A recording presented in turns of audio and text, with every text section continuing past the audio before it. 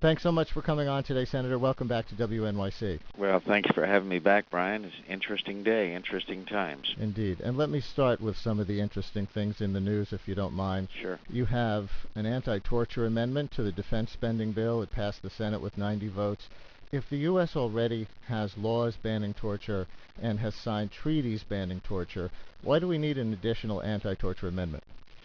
Well, I think that there's so many questions been raised about American treatment of prisoners that we need to have legislation, number one. Number two is that the Constitution says the Congress shall have responsibilities for, quote, captures on land and sea. Third of all, our image has suffered very badly throughout the world because of the abuses at Abu Ghraib and other alleged abuses, and I think it would be very important for the United States of America to declare unequivocally that we will not only not torture, but we will not inflict cruel and inhumane treatment. The president has said as much. Can you give me some examples of specific practices that are allowed under current law or treaties that your amendment would ban? Well, I don't know specifics that are practiced. I know there's allegation that a person was killed by the CIA while under interrogation. But that would already be illegal, wouldn't it?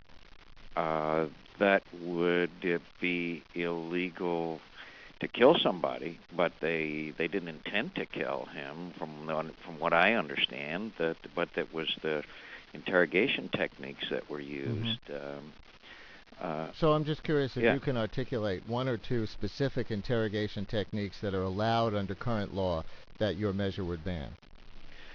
Well, one example, and I don't know what's allowed under current law, but what is practiced is, or I think is allowed, is this business of making someone think that they're drowning.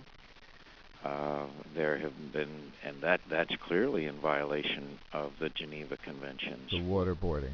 Yeah, waterboarding. Now, I don't know how much this is practiced. I do not know the details. Those are not allowed to be known to me.